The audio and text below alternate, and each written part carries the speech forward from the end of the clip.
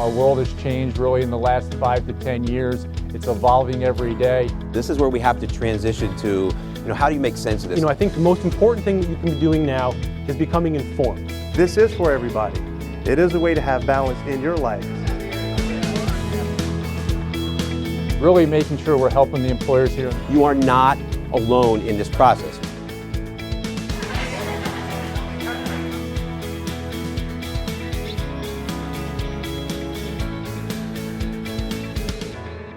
I'll be going over kind of the what of the IRS ACA information reporting requirements. First, just to get started, a little bit of an overview of what I'll be talking about today. First, a little of the background. I'll explain the two separate types of reporting under the Affordable Care Act. Then, who must report. We'll also spend time discussing the forms themselves. We're talking about 4 forms here. I'll focus a little more on the C series because that's one that's going to apply to the majority of you here. Next, we'll talk about some methods and timings for reporting. So we'll cover how the forms must be filed or distributed and when those deadlines are. And then finally, I'm going to go over some action items. These are things that I'm sure many of you have already given some thought to already, but if not, they should be kind of at the top of your list of things to do in the coming weeks and months.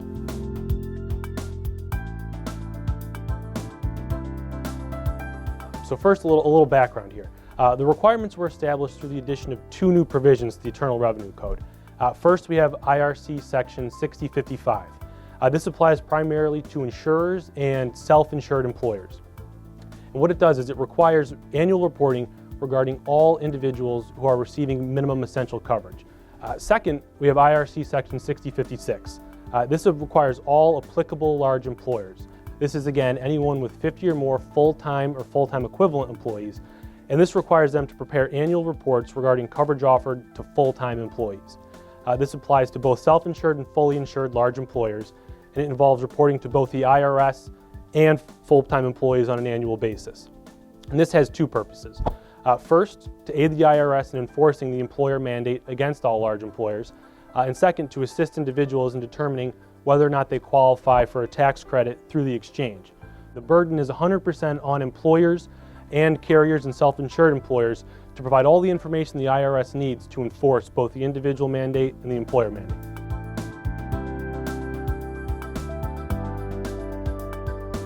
And so who do these reporting responsibilities fall to under each statute?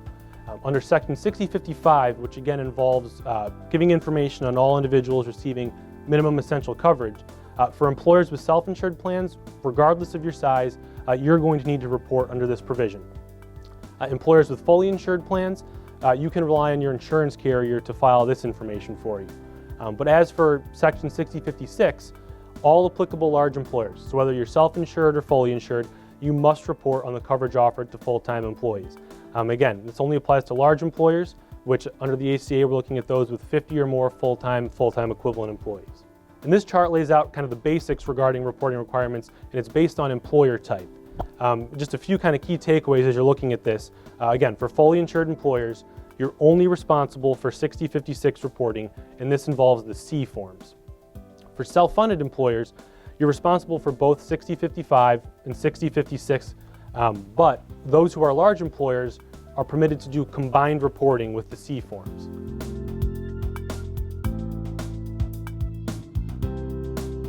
And now I'm just going to briefly discuss the 1094B and 1095B forms. Again, they're generally only going to be relevant for insurers, for employers that are using fully insured coverage, or self-insured employers with fewer than 50 employees. First, you have Form 1094B, which is the Transmittal of Health Coverage Information Return. This is essentially the cover page. This is submitted to the IRS together with copies of all 1095B forms that are going to employees. This contains basic identifying information regarding the insurer or the self-insured employer who is actually submitting the form. Second, you have Form 1095B. This is the health coverage form. This must be provided to each responsible individual who received the minimum essential coverage. And the required information on this form includes kind of some of the following on the slide here, but identifying information about each policyholder, general information about the provider of the coverage. Then you also need identifying information regarding the coverage provided. So this will include names and social security numbers of all covered individuals, including dependents. And then you also need to provide information for each specific month, if any, where minimum essential coverage was offered.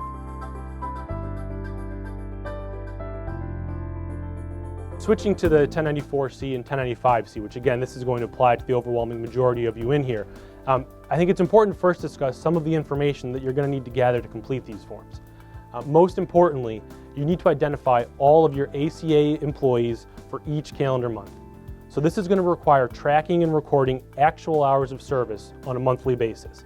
You'll also need to determine the total number of employees for each calendar month. You'll need your employee identification number, the social security number for all of your full-time employees, and then also you'll need to identify an individual to serve as a contact person in case the IRS needs to contact you for more information.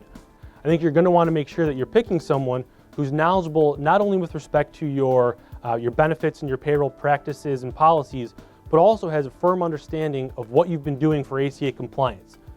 You also need information about the offers of coverage that have been made. Specifically for full-time employees, you need the months during the year where minimum essential coverage was offered, and then overall monthly enrollment information.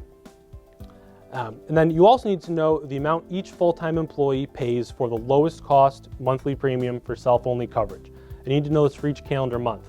And then this last point is for self-insured employers. You also need enrollment data about each covered individual. So this is the name and social security number. You can use the date of birth if you don't have the social security number.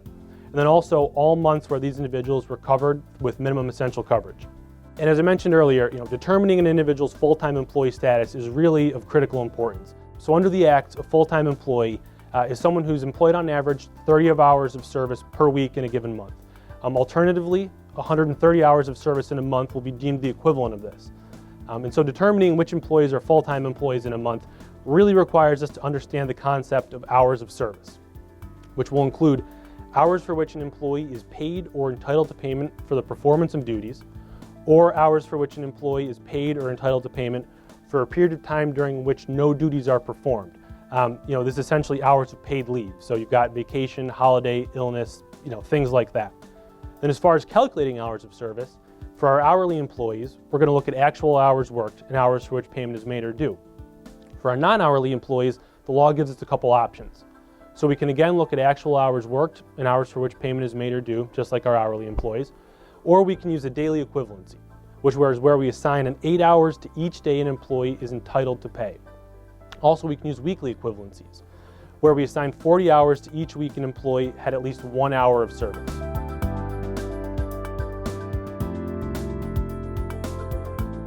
And now getting into kind of the details of the forms themselves.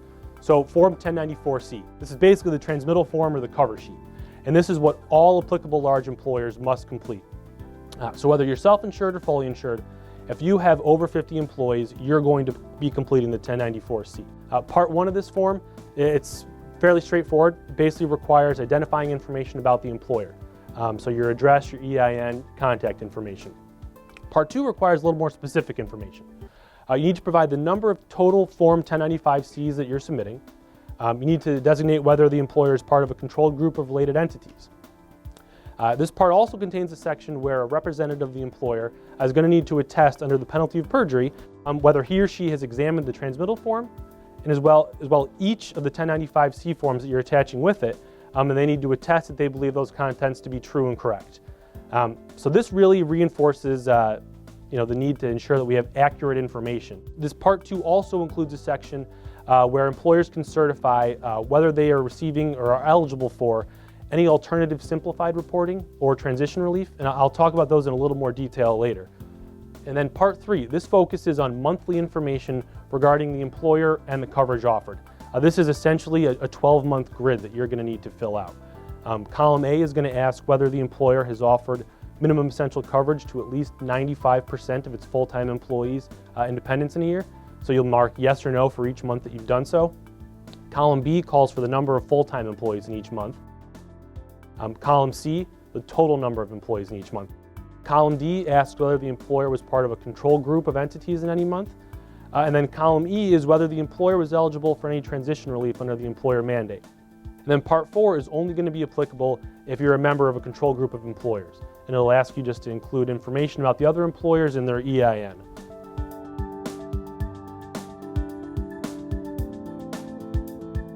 And then we have the Form 1095C. This generally is referred to as the employee statement. And it must be completed again by all large employers, both self-insured and fully insured. It must be provided to each individual who is a full-time employee in any month during the year.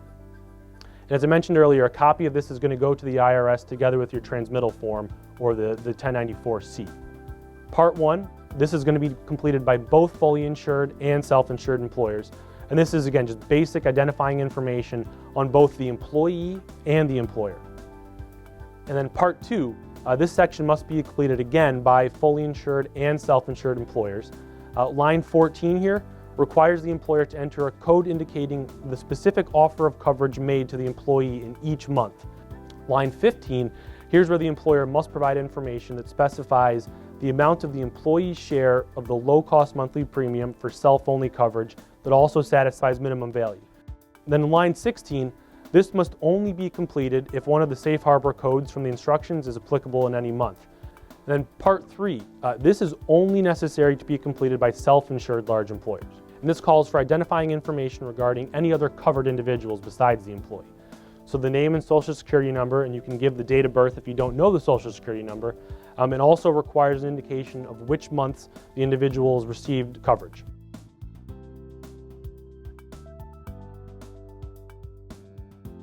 And then I'm only going to touch briefly on the alternative and simplified reporting methods. Boiled down, kind of describing them as simplified is awfully misleading. Even if you do qualify, they don't eliminate the need to complete the 1095-C for all of your full-time employees. And they don't alleviate any of the data gathering responsibilities that you have. And also, the first two listed there won't apply if you're self-insured.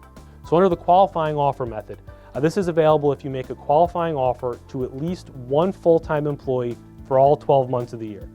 And a qualifying offer is an offer of minimum essential coverage where the employee contribution is less than 9.5% of the federal poverty line for single-only coverage, and it includes an offer of minimum essential coverage to dependents. So if you are able to qualify, which many are not for that, you'll enter an indicator code instead of the employee's share of the low-cost single-only coverage, and you'll provide each employee who receives a qualifying offer with a separate document instead of a 1095-C. The 2015 qualifying offer method for transition relief, this is only for 2015, and it's very similar to the previous one, but requires an employer to certify that it's made a qualifying offer to 95% of its full-time employees. So even more unlikely that you'll qualify for this. And then the 98% affordable offer. Employees qualify if they offer affordable coverage, providing minimum value in each month to 98% of their full-time employees and dependents. And if you qualify for this, you get to omit the full-time employee count in Part 2 of Form 1094-C. So again, you're still completing the form. You get to omit a figure that you have to know anyway to comply with the A penalty and with the reporting requirements anyway. So again, they offer these three options. A lot of employers said, oh great, we can boil down this process. But when you kind of drill a little deeper, there's very little utility, if any, in using these.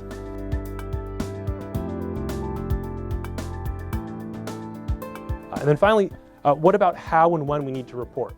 So all reporting, again, is done on a calendar year basis, so you're reporting on 2015 information in the first quarter of 2016. For IRS reporting, all forms have to go to the IRS no later than February 28th or March 31st if you're filing electronically. The IRS would like all employers to file electronically, but only those who are filing more than 250 forms in a year must file electronically. It's optional for anyone else. And as for providing statements to employees, all statements must go out no later than January 31st. These can be sent to employees either through regular mail or email or posted on like an internal intranet site if you have one. But before doing so through electronic means, you need to give prior notice and the employee must consent to doing so.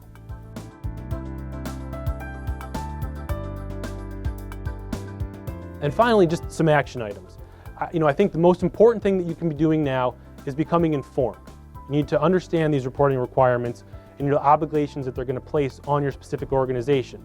As far as specific actions that you should be taking, the most critical is to be identifying and gathering all of the information you need for 2015. I think the first step in this case for most employers, especially those that I've been working with, is getting an understanding of where your information is.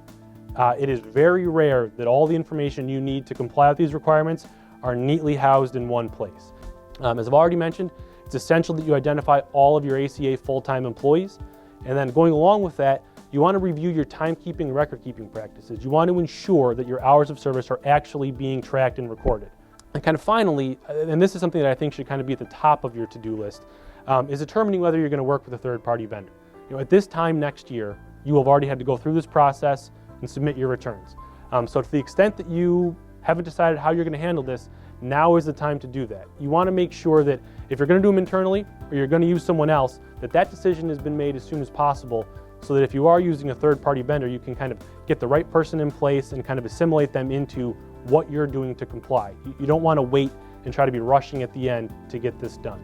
So thank you.